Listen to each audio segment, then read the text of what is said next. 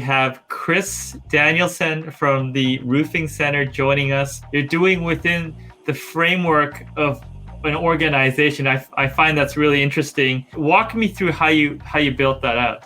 Well, quite honestly, obviously there's corporate support. They provide tools and things of that nature to help me grow the business on a day-to-day basis.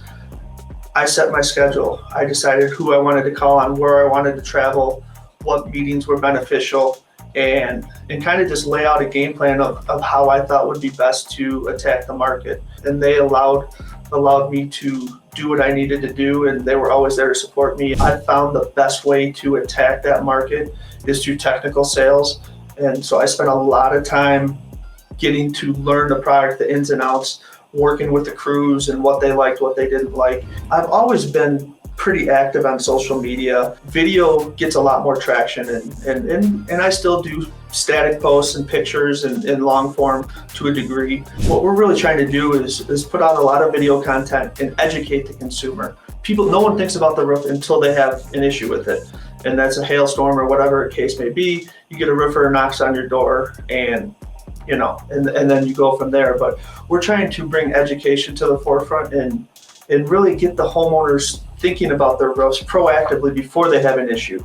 We want to be that education for the consumer and be there. And so when they have an issue, they know who to call and we can be there to service them. And just because you can get your roof replaced and just pay a deductible, as those deductibles rise, you're going to need a product that's going to be able to withstand the storm. It might cost a little more up front, but the lifetime value of that product's going to be better, and it's going to help you weather the storm and actually have a lower lifetime cost than a cheaper roof up front.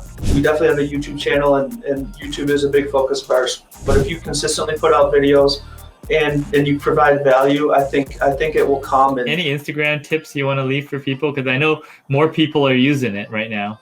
One of the ways that I've used Instagram is really just to engage and interact. Even though I have 1,000 followers or 900 followers, I've gotten a lot of business from Instagram. Austin, the owner of the Roofing Center, our first conversation, I was at a meeting and I posted something about Tilcor, and he sent me a DM asking about Stone Coated, and that's how our relationship started. So I have several of my larger customers at Tilcor were relationships, not all of them Instagram, but through social media connections. It takes a little time. You have to be patient, and like I stressed before, is consistency.